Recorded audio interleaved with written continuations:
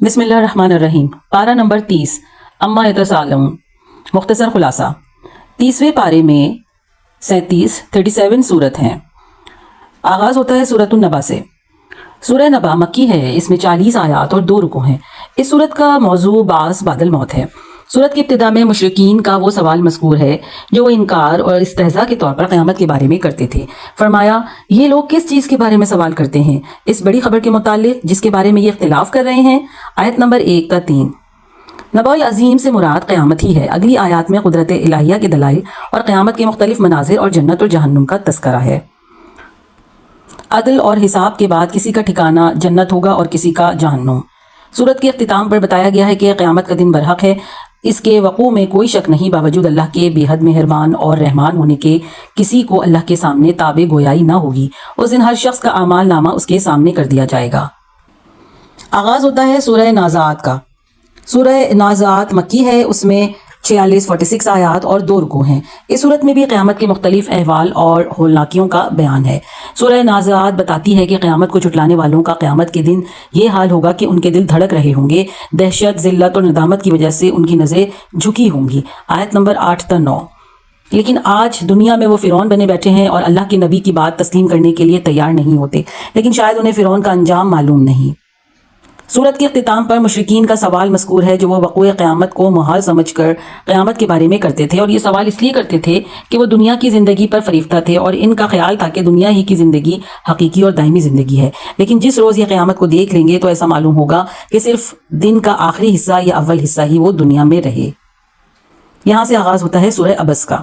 سورہ عبس مکی ہے، اس میں 46 آیات ہیں۔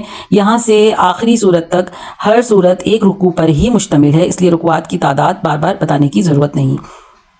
اس صورت کی ابتدا میں نابینا صحابی حضرت عبداللہ بن ابن ام مکتوم رضی اللہ تعالیٰ عنہ کا قصہ مذکور ہے، جو طلب علم کے لیے ایسے موقع پر رسول اکرم صلی اللہ علیہ وسلم کی خدمت میں آ گئے جبکہ آپ چند سرداران قریش کو دعوت اسلام دینے میں مصروف تھے۔ ایسی اہم مصروفیت کے وقت ان کے آنے سے آپ کو طبعی طور پر ناگواری ہوئی اور آپ نے ان کی بات کا جواب دینے سے اعراض کیا۔ اس پر سورہ عبس کی یہ آیات نازل ہوئی جن میں اللہ نے آپ کو تنبیہ فرمائی۔ اس کے بعد جب بھی حضور اکرم صلی اللہ علیہ وسلم حضرت ابن ام مکتوم رضی اللہ تعالیٰ عنہ کو دیکھتے تو ان کا استقبال کرتے۔ اگلی آیات میں رب تعالیٰ کی قدرت اور وحدانیت کے تکوینی دلائل ہیں، اور اختتام پر قیامت کا وہ ہولناک منظر بیان کیا گیا ہے جب انسان خوفزدہ ہو کر قریب ترین رشتوں کو بھی بھول جائے گا، نفسا نفسی کا عالم ہوگا، کسی کو کسی کی فکر نہیں ہوگی، ہر کسی کو اپنی ذات کا غم کھائے جا رہا ہوگا، بہت سے چہروں پر کامیابی کی چمک ہوگی اور بے شمار پر ناکامی کی ذلت اور تاریکی چھائی ہوگی۔ یہاں سے سورہ تکویر کا آغاز ہوتا ہے۔ سورہ تکویر مکی ہے، اس میں 29 آیات ہیں۔ اس سورت کے 2 حصے ہیں۔ پہلے حصے میں جو کہ 14 آیات پر مشتمل ہے، اس ہولناکی کا ذکر ہے جو اس کائنات میں ایک انقلاب برپا کر دے گا اور جس کے اثرات سے کائنات کی کوئی چیز بھی محفوظ نہیں رہے گی، سب کچھ بدل جائے گا۔ یہ سورج اور ستارے، پہاڑ اور سمندر ریت کے گھروندے ثابت ہوں گے۔ دوسرے حصے میں جو کہ 15 آیات پر مشتمل ہے، باری تعالیٰ نے 3 قسمیں کھا کر قرآن کی حقانیت اور نبی کریم صلی اللہ علیہ وسلم کی نبوت و صداقت کو بیان فرمایا ہے، اور قرآن کے بارے میں فرمایا کہ یہ شیطان مردود کا کلام نہیں ہے، یہ تو اہل جہاں کے لیے نصیحت ہے، مگر اس کے لیے جو سیدھی راہ پر چلنا چاہے، اور تم نہیں چاہ سکتے جب تک کہ رب العالمین نہ چاہے۔ یہاں سے آغاز ہوتا ہے سورۃ الانفطار کا۔ سورۃ الانفطار مکی ہے، اس میں 19 آیات ہیں۔ اس سورت میں پہلے تو ان تبدیلیوں کا ذکر ہے جو وقوع قیامت کے وقت نظام کائنات میں رونما ہوں گی۔ آیت نمبر 1 تا 5۔ پھر محبت آمیز انداز میں انسان سے شکوہ کیا گیا ہے کہ اے انسان، تجھے آخر کس چیز نے اپنے پروردگار کے بارے میں دھوکے میں ڈال رکھا ہے کہ اس کے احسانات کو بھلا کر تو معصیت اور ناشکرپن پہ اتر آیا ہے؟ اصل بات یہ ہے کہ تمہیں جزا کے دن کا یقین نہیں ہے، حالانکہ وہ تو آ کر رہے گا، اور کرامن کاتبین تمہاری زندگی کا کچا چٹا تمہارے سامنے پیش کر دیں گے۔ پھر تمہیں ابرار اور فجار 2 گروہوں میں تقسیم کر دیا جائے گا۔ ابرار نعمتوں کی جگہ یعنی جنت میں جائیں گے، اور فجار عذاب کی جگہ یعنی دوزخ میں ہوں گے۔ یہاں سے آغاز ہوتا ہے سورۃ المطففین کا۔ مطففین مکی ہے، اس میں 36 آیات ہیں۔ اس سورت میں بھی بنیادی عقائد سے بحث کی گئی ہے۔ یوم القیامہ کے احوال اور ان کے خاص طور سے ان کے بارے میں یہ ذکر ہے کہ لوگ جو تطفیف جیسی اخلاقی کمزوری میں مبتلا ہیں۔ تطفیف کے معنی ہیں ناپ تول میں کمی کرنا۔ ارشاد ہوتا ہے بڑی خرابی ہے ناپ تول میں کمی کرنے والوں کی کہ جب لوگوں سے ناپ کر لیتے ہیں تو پورا لیتے ہیں، اور جب انہیں ناپ کر یا تول کر دیتے ہیں تو کم دیتے ہیں۔ جو شخص اپنے لیے تو پورا پورا انصاف چاہتا ہے مگر دوسروں کے ساتھ انصاف نہیں کرتا وہ اللہ تعالیٰ کی نظر میں متفف ہے۔ یوں ہی جو شخص اپنے مسلمان بھائی کے لیے وہ چیز پسند نہیں کرتا جو اپنے لیے پسند کرتا ہے، اسی طرح جو شخص لوگوں کے عیب دیکھتا ہے مگر اپنے عیب نہیں دیکھتا، اسی طرح جو لوگوں سے اپنے حقوق مانگتا ہے لیکن ان کے حقوق ادا نہیں کرتا، تو یہ سب لوگ اس وعید کے مستحق ہیں۔ سورت کے اختتام پر بتایا گیا ہے کہ یہ سیاہ دل دنیا میں اللہ کے نیک بندوں کا مذاق اڑایا کرتے تھے، لیکن قیامت کے دن معاملہ الٹ ہو جائے گا اور نیک لوگ ان بدکاروں کا مذاق اڑائیں گے۔ آیت نمبر 29 تا 36۔ پھر یہاں سے آغاز ہوتا ہے سورت الانشقاق کا۔ سورت الانشقاق مکی ہے، اس میں 25 آیات ہیں۔ یہ صورتیں ہیں یعنی مطففین، انفطار، انشقاق اور تکویر، ان چاروں صورتوں میں قیامت کے احوال مختلف انداز میں بیان کیے گئے ہیں۔ سورہ انشقاق کی ابتدائی آیات میں ان کائناتی تبدیلیوں کا ذکر ہے جو قیامت کے وقت رونما ہوں گے۔ پھر جب قیامت قائم ہو جائے گی تو حساب کے مرحلے سے گزر کر انسان دو فریقوں میں تقسیم ہو جائیں گے۔ بعض وہ ہوں گے جن کا اعمال نامہ ان کے دائیں ہاتھ میں دیا جائے گا اور بعض کا اعمال نامہ پیٹھ کے پیچھے سے دیا جائے گا۔ اگلی آیات میں 3 قسمیں کھا کر فرمایا گیا یقیناً تم ایک حالت سے دوسری حالت پر پہنچو گے، یعنی قیامت کے دن تمہیں مختلف مصائب اور مرحلہ کا سامنا کرنا پڑے گا اور ہر اگلا مرحلہ پہلے مرحلے سے شدید تر ہوگا۔ البتہ وہ لوگ ان مصائب اور مختلف عذابوں سے محفوظ رہیں گے جو ایمان لائے اور جنہوں نے نیک اعمال کیے۔ یہاں سے آغاز ہوتا ہے سورت البروج کا۔ سورت البروج مکی ہے، اس میں 21 آیات ہیں۔ اس سورت کی ابتدا میں اللہ نے 3 قسمیں کھا کر فرمایا کہ خندقوں والے ہلاک کیے گئے۔ صحیح مسلم میں خندقوں والے قصے کی نسبت حمیر کے بادشاہوں میں سے آخری بادشاہ ذو نواس یہودی کی طرف کی گئی ہے جو مشرک تھا، اور اس نے ایسے 20,000 افراد کو خندقوں میں ڈال کر زندہ جلا دیا تھا جو عیسائی بن گئے تھے اور انہوں نے خدا پرستی چھوڑ کر بت پرستی کرنے سے انکار کر دیا تھا۔ اسی طرح صحیح مسلم وغیرہ میں ساحر، راہب اور غلام کا قصہ بھی منقول ہے جب ایک نوجوان لڑکے کی استقامت دیکھ کر ہزاروں لوگوں نے ایمان قبول کر لیا اور بادشاہ وقت کی دھمکیوں کے باوجود وہ ایمان سے باز نہ آئے تو ان سب کو خندقوں میں دہکتی ہوئی آگ کے حوالے کر دیا گیا۔ تاریخ کا مطالعہ کیا جائے تو ایسے کئی واقعات کا پتہ چلتا ہے جب مذہبی اور نظریاتی اختلافات کی بنا پر مخالفین نے ایک دوسرے کو زندہ جلا دیا۔ ایسے لوگوں کو وعید سنائی گئی ہے جن لوگوں نے مسلمان مردوں اور عورتوں کو ستایا پھر توبہ بھی نہیں کی تو ان کے لیے جہنم کا عذاب ہے اور جلنے کا عذاب ہے۔ سورت کے اختتام پر اللہ کی عظمت اور انتقام کی قدرت کا بیان ہے، اس پر پکڑ بڑی سخت ہے، وہ جب کسی کو اپنے عذاب کی گرفت میں لے تو اسے کوئی نہیں چھڑا سکتا۔ فرعون کا انجام اس دعوے کی دلیل اور اس پر گواہ ہے۔ یہاں سے آغاز ہوتا ہے سورہ طارق کا۔ سورہ طارق مکی ہے، اس میں 17 آیات ہیں۔ اس سورت کی ابتدائی آیات میں اللہ نے آسمان کی اور رات کو چمکنے والے ستارے کی قسم کھا کر فرمایا ہے کہ ہر انسان پر اللہ کی طرف سے نگہبان فرشتہ مقرر ہے۔ حافظ کے معنی نگران بھی ہے اور محافظ بھی، یہاں دونوں معنی کیے جا سکتے ہیں۔ ہر انسان کے ساتھ ایسے فرشتے لگے ہوئے ہیں جو اس کے اعمال کی نگرانی کرتے ہیں اور جب تک اللہ تعالیٰ چاہے اس کی حفاظت بھی کرتے ہیں۔ اگلی آیت میں بتایا گیا ہے کہ قیامت کے دن جب انسان عدالت الہیہ کے روبرو کھڑا ہوگا تو اس کے پوشیدہ راز ظاہر کر دیے جائیں گے۔ سورت کے اختتام پر قرآن کی صداقت اور اس کے قول فیصل ہونے پر قسم کھائی گئی ہے اور کفار کو وعید سنائی گئی ہے۔ یہاں سے آغاز ہوتا ہے سورت الاعلیٰ کا۔ سورت الاعلیٰ مکی ہے، اس میں 19 آیات ہیں۔ اس سورت میں 3 اہم مضامین بیان ہوئے ہیں۔ ابتدائی آیات میں اللہ کی ذات و صفات کے اعتبار سے اس کی تسبیح و تقدیس بیان کرنے کا حکم دیا گیا۔ اس نے انسان کو پیدا کیا، اسے پرکشش صورت سے نوازا اور سعادت و ایمان کا راستہ دکھایا۔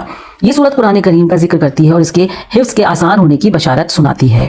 سورت کے اختتام پر بتایا گیا ہے کہ جو شخص اپنے نفس کو گناہوں کی آلائش سے پاک کر لے گا، اسے اچھے جذبات و خیالات سے سنوار لے گا، اپنے دل میں اللہ کی عظمت اور جلال پیدا کر لے گا اور دنیا کو آخرت پر ترجیح نہیں دے گا، وہ کامیاب ہوگا۔ یہ وہ اصول ہے جو تمام صحیفوں اور شریعتوں میں بیان ہو چکا ہے۔ یہاں سے آغاز ہوتا ہے سورت الغاشیہ کا۔ سورہ غاشیہ مکی ہے، اس میں 26 آیات ہیں۔ قیامت کے ناموں میں سے ایک نام غاشیہ بھی ہے، یعنی چھپا لینے والی۔ قیامت کو غاشیہ اس لیے کہا جاتا ہے کیونکہ اس کی ہولناکیاں ساری مخلوق کو ڈھانپ لیں گی۔ یہ چہرے دہکتی ہوئی آگ کا ایندھن بنیں گے، کچھ چہرے اور بعض چہرے تر و تازہ اور پر رونق ہوں گے۔ یہ وہ چہرے ہوں گے جنہوں نے دنیا میں صحیح رخ پر محنت کی ہوگی اور ان کے عقائد میں بھی باطل کی آمیزش نہیں ہوگی۔ ان کا مسکن بلند و بالا جنتیں ہوں گی۔ دوسرا اہم مضمون جو اس صورت میں بیان ہوا ہے وہ رب العالمین کی وحدانیت کے تکوینی دلائل ہیں۔ ان میں سے اونٹ ہے جسے صحرائی جہاز بھی کہا جاتا ہے۔ طویل قد و قامت کے باوجود ایک بچہ بھی اس کی نکیل پکڑ کر جہاں چاہے لے جاتا ہے۔ اس کا صبر کا یہ حال ہے کہ 10 دن تک پیاس برداشت کر لیتا ہے۔ اس کی غذا بھی بہت سادی ہوتی ہے کہ ایسی جھاڑیوں سے پیٹ بھر لیتا ہے جنہیں کوئی بھی چوپایا کھانا گوارا نہیں کرتا۔ ان دلائل میں بلند و بالا آسمان بھی ہے جو کسی ستون کے بغیر کھڑا ہے۔ زمین ہے جسے یوں بچھایا گیا ہے کہ اس پر چلنا بھی آسان اور کھیتی باڑی کرنا بھی آسان۔ پہاڑ ہیں جو زمین کو زلزلوں کی زد میں آنے سے بچاتے ہیں۔ منکرین توحید کو ان دلائل کی طرف متوجہ کرنے کے بعد اللہ نے اپنے نبی صلی اللہ علیہ وسلم کو حکم دیا ہے کہ آپ کے ذمے صرف نصیحت کر دینا ہے، آپ اپنی ذمہ داری ادا کیجئے، پھر ان کا معاملہ اور حساب ہم پر چھوڑ دیجئے۔ یہاں سے آغاز ہوتا ہے سورہ فجر کا۔ سورہ فجر مکی ہے، اس میں 30 آیات ہیں۔ اس سورت کی ابتدا میں اس پر 4 قسمیں کھائی گئی ہیں۔ قوم عاد، سمود اور فرعون جیسے متکبروں اور فسادیوں کے قصے ہیں۔ قیامت کے دن کے زلزلے اور ہولناکیوں کا منظر پیش کیا گیا ہے اور بتایا گیا ہے کہ انسان 2 قسموں میں تقسیم ہو جائیں گے۔ شقی لوگ اللہ کے غضب کے حقدار ہوں گے، اور نفس مومن جسے نفس مطمئنہ کہا گیا ہے اسے اپنے رب کی طرف لوٹنے اور جنت میں داخل ہونے کے لیے کہا جائے گا۔ یہاں سے آغاز ہوتا ہے سورہ بلد کا۔ سورۃ البلد مکی ہے، اس میں 20 آیات ہیں۔ اس سورت کا موضوع انسان کی سعادت اور شقاوت ہے۔ سورت کی ابتدا میں اللہ نے 3 قسمیں کھا کر فرمایا ہے کہ ہم نے انسان کو بڑی مشقت میں پیدا کیا ہے، یعنی اس کی زندگی محنت و مشقت اور دفع کشی سے عبارت ہے۔ کبھی فقر و فاقہ، کبھی بیماری اور دکھ، کبھی حوادث اور آلام، پھر بڑھاپا اور موت، قبر کی تاریکی اور منکر نکیر کے سوالات، قیامت اور اس کی ہولناکیاں۔ غرض یہ کہ ابتدا سے انتہا تک مشقت ہی مشقت ہے۔ آیت نمبر 1 تا 4۔ پھر قیامت کے شدائد و مصائب کا تذکرہ ہے جن سے ایمان اور عمل صالحہ کے علاوہ کوئی چیز چھٹکارا نہیں دے سکتی۔ سورت کے اختتام پر انسانوں کو اونچی گھاٹی پر چڑھنے کا حکم دیا گیا ہے۔ اونچی گھاٹی سے مراد وہ اعمال ہیں جو نفس پر شاق گزرتے ہیں، یعنی انسانوں کی گردنیں چھڑانا، غلامی سے، قید و بند سے اور جہنم کی آگ سے۔ یوں ہی یتیموں اور مسکینوں کو کھانا کھلانا، ان کے ساتھ چند اور صفات کا ہونا بھی ضروری ہے، یعنی ایمان باللہ، ایک دوسرے کو صبر کی اور آپس میں رحم کرنے کی وصیت۔ یہاں سے آغاز ہوتا ہے سورہ شمس کا۔ سورہ شمس مکی ہے، اس میں 15 آیات ہیں۔ اس سورت کا اصل مقصود نیکیوں کی ترغیب اور معاصی سے بچاؤ اور تحذیر ہے۔ اس سورت کی ابتدا میں تکوینی مخلوقات میں سے 7 ایسی چیزوں کی قسم کھائی ہے جو سب کی سب اللہ کی قدرت اور وحدانیت کے آثار ہیں، یعنی سورج، چاند، دن رات، آسمان، زمین اور نفس انسانی۔ ان چیزوں کی قسم کھا کر فرمایا ہے کہ اگر انسان اپنے رب سے ڈرے اور اپنے نفس کا تزکیہ کر لے تو وہ کامیاب ہو جاتا ہے، اور اگر اس کی ترغیب سے غفلت اختیار کرے اور اس کو گندگی میں پڑا رہنے دے تو ناکام ہو جاتا ہے۔ آیت نمبر 1 تا 10۔ اللہ نے انسان کے اندر نیکی اور بدی دونوں کی صلاحیت رکھی ہے، اب یہ انسان پر منحصر ہے کہ وہ کون سی صلاحیت کو بروئے کار لاتا ہے۔ یہاں سے آغاز ہوتا ہے سورۃ اللیل کا۔ سورۃ اللیل مکی ہے، اس میں 21 آیات ہیں۔ اس سورت کا موضوع انسانوں کے مختلف قسم کی اعمال اور جد و جہد ہے۔ اس کی ابتدائی آیات میں 3 قسمیں کھا کر فرمایا گیا ہے کہ اے انسانوں، تمہاری صحیح مختلف ہے، کوئی متقی ہے اور کوئی شقی ہے، کوئی مومن ہے اور کوئی کافر، کوئی اللہ کی راہ میں خرچ کرتا ہے اور کوئی بخل کرتا ہے، کوئی اللہ سے ڈرنے والا ہے اور کسی نے بے نیازی اختیار کر رکھی ہے، کوئی بھلائی کی بات کی تصدیق کرتا ہے اور کوئی تکذیب کرتا ہے۔ انسانوں میں سے جو کوئی اپنے لیے جس قسم کی راہ کا انتخاب کرتا ہے ہم اس راہ پر چلنا اس کے لیے آسان کر دیتے ہیں۔ آیت نمبر 1 تا 10۔ سورت کے اختتام پر بتایا گیا ہے کہ اہل ایمان کو رب تعالیٰ دوزخ کے عذاب سے بچا لے گا، اور اس کے لیے ایک مومن صالحہ کا قصہ بیان کیا ہے جو اپنا مال صرف رضائے الہی کی خاطر خرچ کرتا تھا۔ تمام تفاسیر میں ہے کہ یہ آیات حضرت ابو بکر صدیق رضی اللہ تعالیٰ عنہ کے بارے میں نازل ہوئی تھیں، جن کا مال جہاد کی تیاری، حضور اکرم صلی اللہ علیہ وسلم کی نصرت اور ایسے غلاموں کو خرید کر آزاد کرنے میں خرچ ہوتا تھا جو قبول اسلام کی وجہ سے ظلم و ستم کا نشانہ بنے ہوئے تھے۔ آغاز ہوتا ہے سورۃ الضحیٰ کا۔ سورۃ الضحیٰ مکی ہے، اس میں 11 آیات ہیں۔ اس سورت کا موضوع نبی کریم صلی اللہ علیہ وسلم کی شخصیت ہے اور اس میں 4 مضامین بیان ہوئے ہیں۔ حضور اکرم صلی اللہ علیہ وسلم کو خطاب کرتے ہوئے اللہ نے قسم کھا کر فرمایا کہ اے اللہ نے نہ تو آپ کو چھوڑا ہے اور نہ ہی آپ سے ناراض ہوا ہے۔ آپ کے مخالفین اگر حسد اور دشمنی کی بنا پر ایسی باتیں کرتے ہیں تو قطعاً جھوٹ بولتے ہیں۔ پھر آپ کو 2 عظیم بشارتیں سنائی گئی ہیں۔ پہلی یہ کہ آپ کا مستقبل حال موجود سے بہتر ہوگا، اور یہ کہ آپ کی آخرت دنیا سے بہتر ہوگی، اور یہ کہ اللہ آپ کو دنیا اور آخرت میں اتنا عطا کرے گا کہ آپ خوش ہو جائیں گے۔ پھر اللہ نے اپنے 3 احسانات یاد دلائے ہیں۔ آپ یتیم تھے، ہم نے آپ کو ٹھکانہ دیا۔ آپ دین سے بے خبر تھے، ہم نے آپ کو اس کا راستہ دکھایا۔ آپ تنگ دست تھے، ہم نے آپ کو غنی کر دیا۔ آیت نمبر 806۔ ان 3 نعمتوں کے مقابلے میں آپ کو 3 وصیتوں کی صورت میں گویا شکر کی تلقین کی گئی ہے، یعنی یتیم پر سختی نہ کیجیے، سائل کو جھڑکیے نہیں، اور رب کی نعمتوں کا تذکرہ کیا کریں۔ یہاں سے آغاز ہوتا ہے سورۃ الانشراح کا۔ سورہ انشراح مکی ہے، اس میں 8 آیات ہیں۔ سورت میں بھی نبی کریم صلی اللہ علیہ وسلم کی شخصیت، آپ کی عظمت اور مقام کا بیان ہے۔ اس سورت میں 4 مضمون بیان ہوئے ہیں۔ آپ صلی اللہ علیہ وسلم کا اللہ تعالیٰ نے دل کو حکمت اور نور سے بھر دیا اور ہر قسم کے گناہ اور گندگی سے پاک کر دیا۔ آپ سے اس بوجھ کو ہٹا دیا جس نے آپ کی کمر کو بوجھل کر رکھا تھا، یعنی نبوت اور رسالت کا بوجھ اور اس کے واجبات اور ذمہ داریوں کی ادائیگی۔ آپ کے ذکر کو بلند کر دیا کہ جہاں جہاں اللہ کا ذکر ہے وہاں حضور اکرم صلی اللہ علیہ وسلم کا ذکر بھی ہو، چاہے اذان ہو یا اقامت، تشہد ہو یا خطبہ۔ آیت نمبر 1 تا 4۔ اللہ نے مشکلات کو آسان کرنے اور پریشانیوں کو دور کرنے کا وعدہ فرمایا ہے۔ ان مع العسر یسرا فإن مع العسر یسرا۔ آپ صلی اللہ علیہ وسلم کو حکم دیا گیا کہ تبلیغ و دعوت کی ذمہ داری ادا کرنے کے بعد اللہ کا شکر ادا کرنے کے لیے اس کی عبادت میں لگ جائیں اور اس میں آپ اپنے آپ کو تھکا دیں۔ سب کچھ کرنے کے بعد اللہ پر توکل کریں اور تمام معاملات میں اسی کی طرف رغبت کریں۔ آغاز ہوتا ہے سورہ 3 کا. سورہ 3 مکی ہے، اس میں 8 آیات ہیں، اس میں 3 امور بیان ہوئے ہیں جن کا انسان سے اور اس کے عقیدے سے تعلق ہے. نوع انسانی کی تکریم، اس کی تکریم کے مختلف پہلو ہیں. یہاں ان میں سے ایک پہلو کا بیان ہے، وہ یہ کہ انسان کو بہت خوبصورت پیدا کیا گیا ہے. یہ خوبصورتی جسمانی اور ظاہری شکل کے اعتبار سے بھی ہے اور عقلی اور روحانی کمالات کے اعتبار سے بھی. جب انسان انسانیت کے تقاضوں کو پورا نہیں کرتا اور ناشکراپن کا راستہ اختیار کرتا ہے تو اسے نیچوں سے بھی نیچے گرا دیا جاتا ہے. حیوانی اور شہوانی زندگی کو اپنا مقصد بنا کر وہ حیوانوں سے بھی زیادہ پستی میں گر جاتا ہے. البتہ ایمان اور عمل صالحہ والے اس پستی سے بچے رہتے ہیں. وہ اللہ جو پانی کے ایک قطرے سے ایسا خوبصورت انسان پیدا کر سکتا ہے، وہ انسان کو دوبارہ بھی پیدا کر سکتا ہے. ویسے بھی دوبارہ پیدا کرنا اور حساب و جزا اس کے حاکم اور عادل ہونے کا تقاضا ہے. یہاں سے آغاز ہوتا ہے سورۃ العلق کا. سورہ علق مکی ہے، اس میں 19 آیات ہیں. اہل علم کہتے ہیں کہ سورہ علق سے لے کر آخر تک جو چھوٹی چھوٹی صورتیں آتی ہیں ان میں قرآنی تعلیمات کا خلاصہ بیان کر دیا گیا ہے. اس سورت کی پہلی آیات سے پہلے نازل ہوئی تھیں. اس سورت میں 3 اہم مضامین بیان ہوئے. انسان کی تخلیق میں اللہ کی حکمت، ان کی قرأت اور کتابت کے ذریعے سے انسان کو تمام مخلوقات پر فضیلت دی ہے. آیت نمبر 1 تا 5. مال و دولت کی وجہ سے اللہ کے حکموں کے سامنے سرکشی، اس کی نعمتوں کا انکار. انسان کے غرور اور سرکشی کی ایک اہم وجہ مال و دولت بھی ہے. جب پیٹ اور خزانہ بھرا ہوا ہو تو وہ نہ انسان کو انسان سمجھتا ہے اور نہ خدا کو معبود اور مسجود. اس امت کے فرعون ابو جہل کا قصہ رسول اکرم صلی اللہ علیہ وسلم کو ڈراتا دھمکاتا تھا اور اللہ کی عبادت سے روکتا تھا. آیت نمبر 9 تا 19. یہاں سے آغاز ہوتا ہے سورۃ القدر کا. سورۃ القدر مکی ہے، اس میں 5 آیات ہیں. اس سورت کی ابتدا میں انسانوں پر اللہ کے عظیم احسان کا ذکر ہے جو کہ کتاب مبین کو نازل کرنے کی صورت میں ہوا. اسی طرح اس سورت میں لیلۃ القدر کی فضیلت بیان ہوئی ہے. اس میں پہلی فضیلت یہ ہے کہ اس ایک رات کی عبادت 1000 مہینوں کی عبادت کے برابر ہے. دوسری فضیلت یہ ہے کہ اس رات میں غروب آفتاب سے لے کر طلوع فجر تک فرشتے امن و سلامتی اور رحمت و برکت کا پیغام لے کر نازل ہوتے رہتے ہیں. واضح رہے کہ لیلۃ القدر میں نزول قرآن کا معنی یہ ہے کہ اس رات میں اس کے نزول کی ابتدا ہوئی. یہاں سے آغاز ہوتا ہے سورۃ البینہ کا. سورۃ البینہ مدنی ہے، اس میں 8 آیات ہیں. اس سورت میں 3 امور سے بحث کی گئی ہے. اہل کتاب کا خاتم الانبیاء صلی اللہ علیہ وسلم کی رسالت کے بارے میں موقف یہ لوگ رسول اکرم صلی اللہ علیہ وسلم کی آمد کا انتظار کر رہے تھے، لیکن ان کا خیال یہ تھا کہ آخری نبی بنی اسرائیل سے ہوگا. لیکن جب ایسا نہ ہوا تو انہوں نے آپ کی نبوت کو جھٹلا دیا. اس صورت میں حضور اکرم صلی اللہ علیہ وسلم کو ایک بینہ اور واضح حجت اور دلیل قرار دیا گیا ہے. اس میں شک ہی کیا ہے کہ ہمارے آقا صلی اللہ علیہ وسلم کی زندگی خود ایک بہت بڑا معجزہ اور حق و صداقت کی واضح دلیل تھی. یہ صورت اشقیاء اور سعادہ یعنی کافروں اور مومنوں دونوں کا انجام بیان کرتی ہے. آغاز ہوتا ہے سورۃ الزلزال کا. سورۃ الزلزال مدنی ہے، اس میں 8 آیات ہیں. مدنی ہونے کے باوجود اس کا موضوع اور مضامین مکی صورتوں جیسے ہیں. یہ صورت 2 مقاصد پر مشتمل ہے. اس میں زلزلے کی خبر دی گئی ہے جو قیامت سے پہلے واقع ہوگا اور سارے انسان اپنی قبروں سے نکل کھڑے ہوں گے اور زمین انسان کے اعمال پر گواہی دے گی. لوگ حساب و کتاب کے لیے اللہ کے سامنے پیش ہوں گے. پھر ان کے اعمال کے مطابق انہیں 2 قسموں میں تقسیم کیا جائے گا. بعض شقی ہوں گے اور بعض سعید، اور ان میں سے ہر ایک اپنے چھوٹے بڑے اعمال کی جزا دیکھ لے گا. پھر آغاز ہوتا ہے سورۃ العادیات کا. سورہ عادیات مکی ہے، اس میں 11 آیات ہیں. اس سورت میں 3 اہم مضامین بیان ہوئے ہیں. مجاہدین کے گھوڑوں کی قسم کھا کر فرمایا گیا کہ انسان بڑا ناشکرا ہے اور اس کے ناشکرے ہونے پر خود اس کے اعمال گواہ ہیں. گھوڑا اپنے مالک کا وفادار ثابت ہوتا ہے. اسے خوش کرنے کے لیے تیروں کی بارش اور کونتی تلواروں میں گھس جاتا ہے، مگر ہائے رے انسان کے یہ اشرف المخلوقات ہونے کے باوجود اپنے مالک حقیقی سے بے وفائی کرتا ہے. انسان کی فطرت اور طبیعت یہ بتائی گئی ہے کہ وہ مال کی محبت میں بڑا سخت ہے. اس کے پاس سونے کی ایک وادی ہو تو دوسرے تلاش کرتا ہے اور دوسری ہو تو تیسری تلاش کرتا ہے، اور اس کے منہ کو مٹی کے سوا کوئی چیز نہیں بھر سکتی.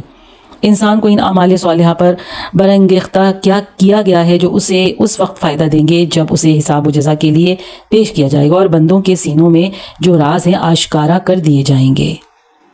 یہاں سے آغاز ہوتا ہے سورۃ القاریہ کا. سورۃ القاریہ مکی ہے، اس میں 11 آیات ہیں. اس سورت میں قیامت کی ہولناکیوں سے ڈرایا گیا ہے کہ جب قیامت قائم ہوگی تو نظام کائنات میں بڑی بڑی تبدیلیاں واقع ہوں گی جو انسان کو حیران کر دیں گی. آیت نمبر 1 تا 5. سورت کے اختتام پر بتایا گیا کہ قیامت کے دن انسان کے اعمال کا وزن ہوگا. کسی کے حسنات زیادہ ہوں گے اور کسی کی سیئات، اور انہی کے اعتبار سے انسان کے انجام کا تعلق ہوگا.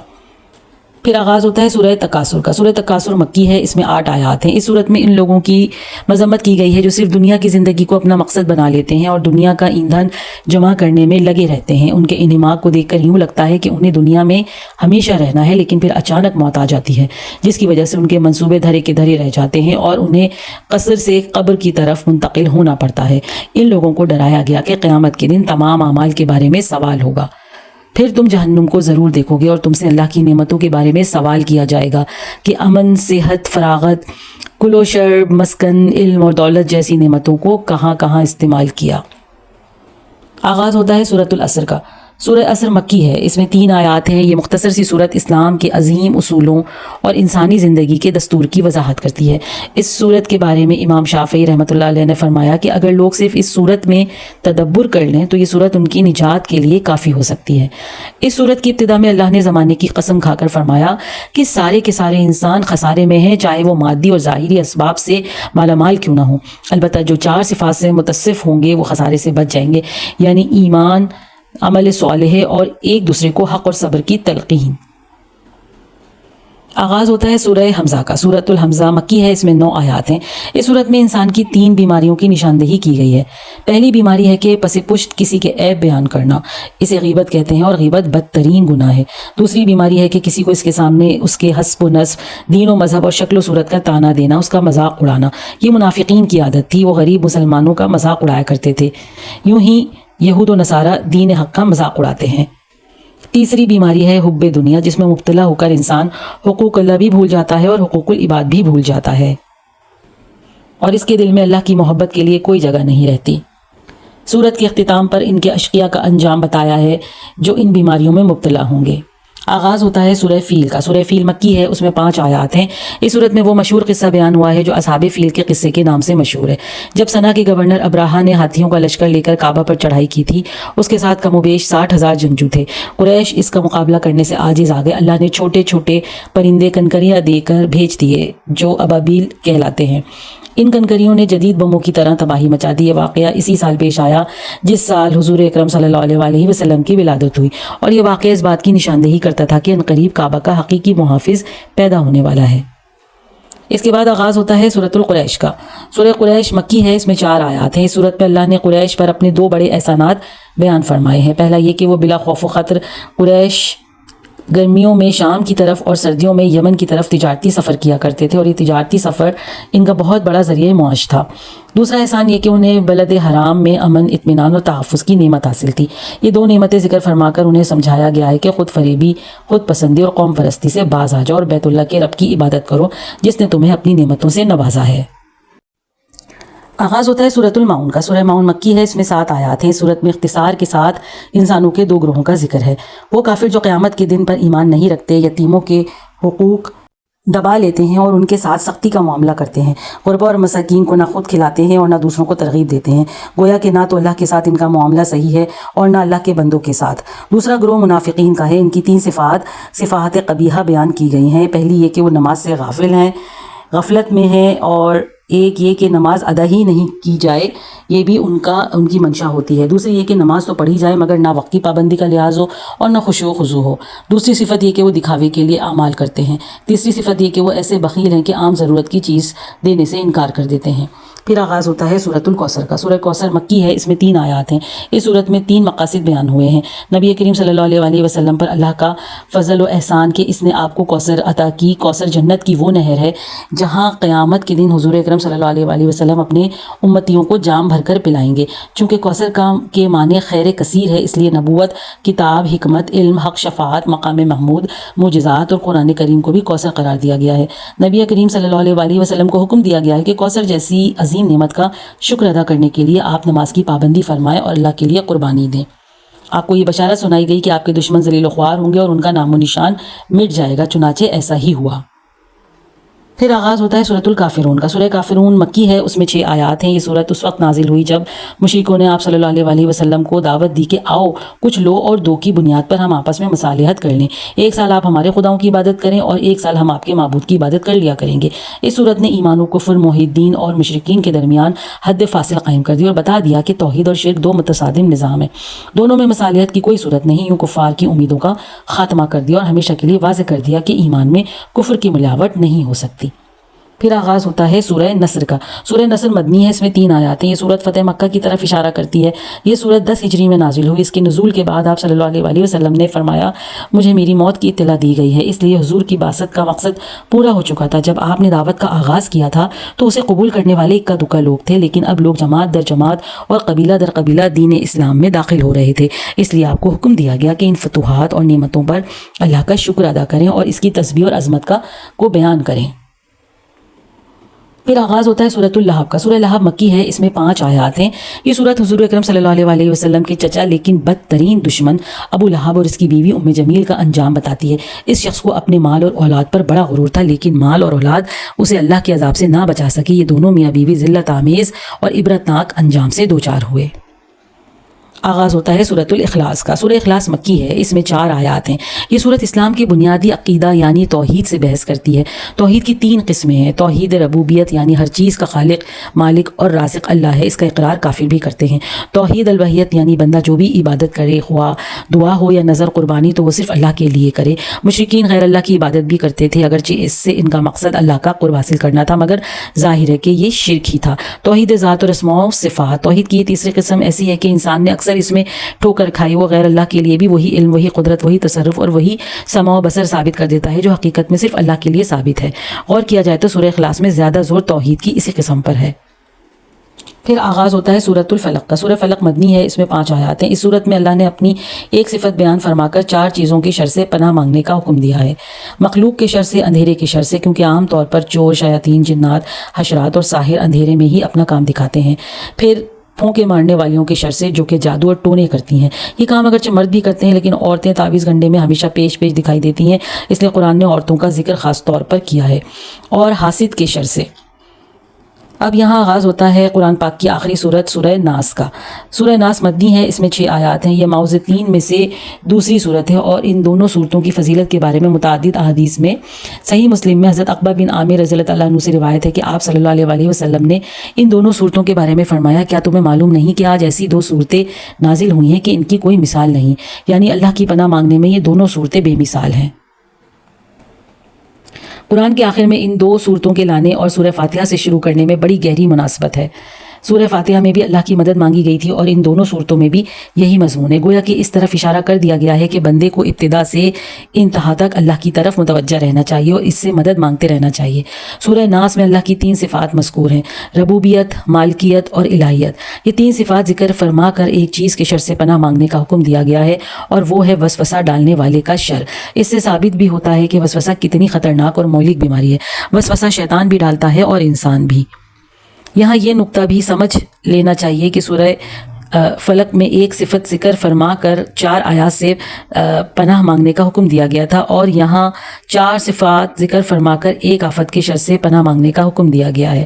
اس لیے کہ پہلی صورت میں نفس اور بدن کی سلامتی مطلوب ہے، جبکہ دوسری صورت میں دین کے ضرر سے بچنا اور اس کی سلامتی مطلوب ہے. اور دین کا چھوٹے سے چھوٹا نقصان دنیا کے بڑے سے بڑے نقصان سے زیادہ خطرناک ہے. اگر ہم نے قرآن سے سچا تعلق قائم کیے رکھا اور اسے پڑھنے، سمجھنے، اس پر عمل کرنے اور اس کے سارے حقوق کی ادائیگی کی کوشش کرتے رہے، تو انشاءاللہ ہمارا اور ہماری آنے والی نسلوں کا دین و ایمان محفوظ رہے گا. اور اس طرح 30ویں پارے کا اختتام ہوتا ہے، یعنی قرآن مجید کا خلاصے کا اختتام ہوتا ہے. اللہ تعالی ہم سب کو جزائے خیر دے. صدق اللہ العظیم. Narrated by Sabeen Abbas. اس ویڈیو کو زیادہ سے زیادہ شیئر کیجیے تاکہ اللہ کا پیغام قرآن زیادہ سے زیادہ لوگوں تک پہنچ سکے. ویڈیو کو لائک کیجیے، کامنٹ کیجیے، شیئر کیجیے اور اس چینل کو سبسکرائب کیجیے. جزاکم اللہ خیرا کثیرا. Thank you.